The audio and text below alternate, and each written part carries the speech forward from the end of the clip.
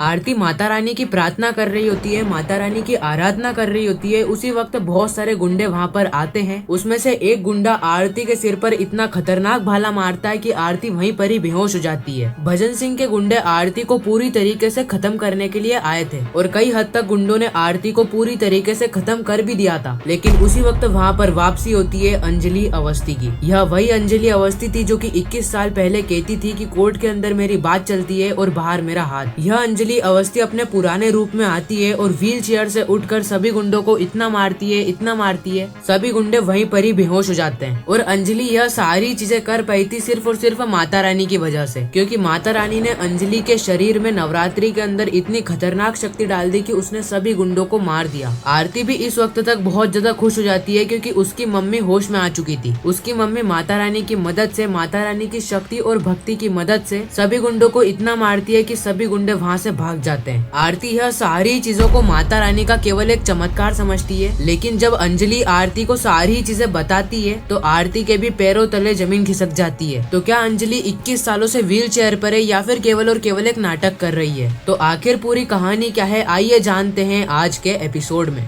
कहानी की शुरुआत होती है अंजलि से, जहाँ पर अंजलि माता रानी का आशीर्वाद लेने के लिए माता रानी के पंडाल में आई होती है। अंजलि माता रानी का आशीर्वाद लेती है, उसी समय वहाँ पर वेद आ जाता है। वेद कहता है कि आरती तुम यहाँ पर क्या कर रही हो? आरती, आज तुम मुझे माता रानी के पंडाल के सामने मिली हो, इसलिए मैं तुम्हें एक सच बताना चाहता हूँ। यह वही सच है जो कि मैं तुम्हें बार बार बताता हुआ आया हूँ और आज भी माता रानी के पंडाल के सामने मैं तुम्हें यह सच बता रहा हूँ। माता रानी के सामने मैं तुम्हें कह रहा हूँ कि मैं तुमसे बहुत ज्यादा प्यार करता हूँ। इस वक्त तक वेद को आरती और अंजलि के अंदर फर्क समझ में नहीं आया था, इसलिए वेद अंजलि को ही सारी बातें बता देता है। और जब अंजलि को यह सारी ही बातों के बारे में पता चलता है तो अंजलि जोर से वेद को एक चाटा मारती है। यह पहली बार था जब अंजलि अपने हाथों से वेद को चाटा मार रही है। वेद को लगता है कि आरती ने उसका प्रपोजल रिजेक्ट कर दिया है, लेकिन असलियत में तो वहाँ पर आरती थी ही नहीं। असलियत में तो वहाँ पर आरती की मम्मी अंजलि थी। अंजलि चुपचाप वहाँ से चले जाती है बिना कुछ वेद को बोले। उसी वक्त वहाँ पर आरती आती है और आरती वेद को कहती है कि क्या हुआ वेद जी, आप यहाँ पर और इतने टेंशन में क्या कर रहे हो? वेद आरती को देखकर हैरान हो जाता है और कहता है कि आरती तुम यहाँ पर? अभी तो तुम ड्राइवर की ड्रेस पहनकर पंडाल से बाहर गई थी ना, इतनी सी ही देर में तुमने अपनी ड्रेस बदल ली, अपना हुलिया बदल लिया। आरती कहती है कि वेद जी आप यहाँ क्या बातें कर रहे हैं, मैंने वो भी अपना हुलिया बदल लिया। अरे मैं तो पहली बार यहाँ पर आई हूँ। आप कह रहे हो कि मैं जस्ट अभी अभी दर्शन करके गई हूँ, तो मैं अभी दर्शन करने के लिए आई ही नहीं थी, आपने किसी और को देख लिया होगा। वेद कहता है कि नहीं आरती, वह सेम टू सेम तुम्हारी जैसी ही दिख रही थी, वह सेम टू सेम तुम्हारी कॉपी थी। उसी वक्त वहाँ पर कली आती है और कली वेद से कहती है कि वेद जी आप यहाँ पर क्या कर रहे हो? मैंने आपको 1000 बार समझाया और कितनी बार कहा है, आप बार बार आरती से मिलने के लिए आरती की चौल में नहीं आओगे, लेकिन फिर भी आप आरती की चौल में आरती से मिलने के लिए आ जाते हो। 1000 बार मना करने के बाद भी आप आरती से मिलने के लिए आ जाते हो। मैं आपकी पत्नी हूँ, आरती आपकी पत्नी थोड़ी है। वेद कहता है कि 1000 बार नहीं 10,000 बार आऊंगा, आरती से मिलने के लिए मैं आऊंगा, क्योंकि आरती मेरा प्यार है और आरती से मिलने के लिए अगर मेरे को पहाड़ तोड़कर भी आना पड़ेगा ना तो मैं पहाड़ तोड़कर भी आऊंगा, लेकिन आरती से मिलने के लिए तो मैं आऊंगा। कली कहती है कि वेद जी मैं आपकी पत्नी हूँ, आरती आपकी पत्नी थोड़ी है, आप बार बार आरती से मिलने के लिए आ जाते हो और तुम दोनों एक साथ यहाँ पर क्या कर रहे हो? आरती कहती है कि प्लीज वेद जी आप यहाँ से चले जाइए, नहीं तो मेरी बेइज्जती होगी और मेरी वजह से किसी और की बेइज्जती हो या फिर मेरी बेइज्जती हो तो मुझे बिल्कुल भी अच्छा नहीं लगता है, इसलिए वेद जी प्लीज आप यहाँ से चले जाइए। इतना ही कहकर आरती वहाँ से चले जाती है। इस वक्त तक कली वेद को बहुत ज्यादा चिल्ला रही होती है। वेद का भी गुस्सा इस वक्त तक फट जाता है और वेद कली से कहता है कि कली मैं 1000 बार यहाँ पे मिलने के लिए आऊंगा और तुम होती कौन हो मुझे रोकने वाली? कली कहती है कि वेद जी क्या आपने शराब पी रखी है? आप शराब के नशे में यह सारी ही बातें कह रहे हो ना? वेद जी आपने शराब क्यों पी रखी है? आपको शराब से ऐसा क्या लगाव है बार बार आप शराब पीकर आरती से मिलने के लिए आ जाते हो? अगले सीन में आरती अंजलि के पास आती है और आरती अंजलि से कहती है कि माँ आपको पता है आज क्या हुआ? आज वेद जी मुझे मिलने के लिए पंडाल के अंदर आए थे। उसी वक्त वहाँ पर कली आ गई और कली ने मेरी और वेद जी की जोड़ी को तोड़ दिया। मेरे को आपका केस लड़ना है, आपको हक दिलवाना है और बार बार अगर वेद जी मेरी जिंदगी के अंदर आते रहे तो मैं आपको आपका हक कैसे दिलवा पाऊंगी? इस और हम कली को देखते हैं जहाँ पर कली भजन सिंह को फोन करती है और कहती है कि आज दुर्गा माता की पूजा है, सभी लोगों ने उपवास रखा होगा और आज तो आरती ने भी उपवास रख रखा है। आज नवरात्रि का 5वां दिन है और 5 दिनों से आरती ने कुछ भी नहीं खाया है। अगर कोई इंसान 5 दिन तक भूखा रहता है तो वह इंसान बहुत ज्यादा कमजोर हो जाता है और उसके शरीर में शक्ति ही नहीं बचती है।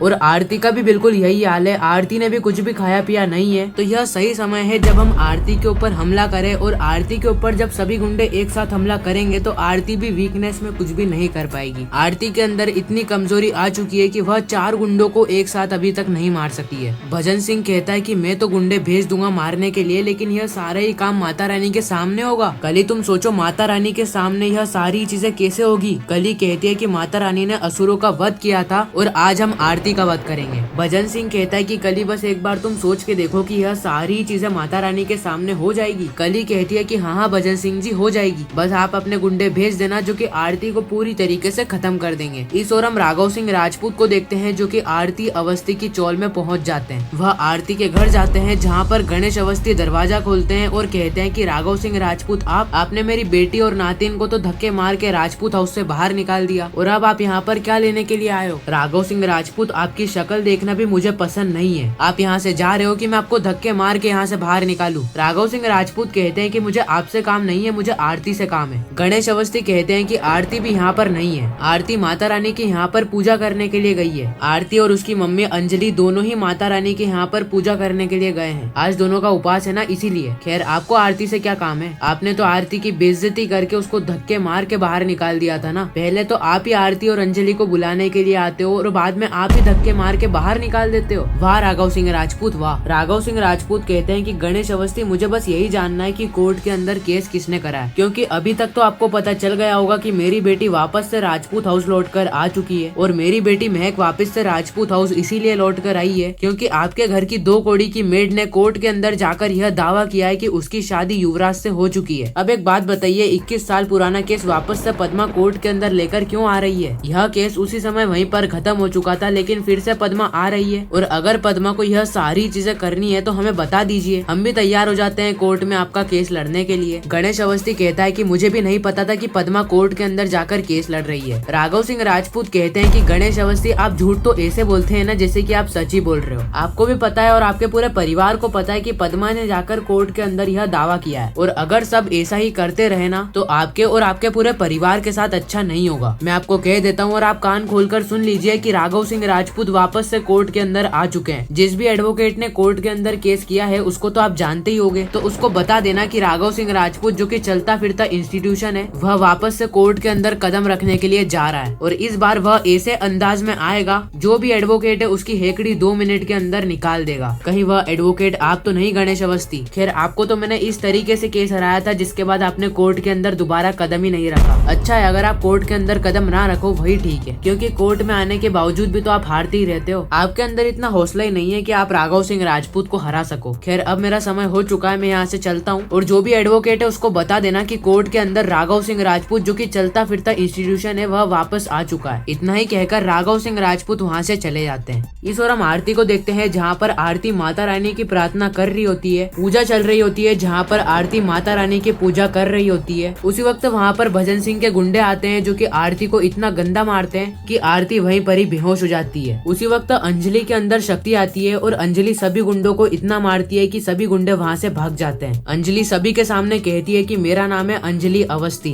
कोर्ट के अंदर मेरी बात चलती है और बाहर मेरा हाथ। खैर इसी के साथ यह एपिसोड यहीं पर ही खत्म हो जाता है। बाकी मैं मिलता हूँ किसी नेक्स्ट इंटरेस्टिंग वीडियो में किसी नए टॉपिक के साथ। जब तक के लिए गुड बाय।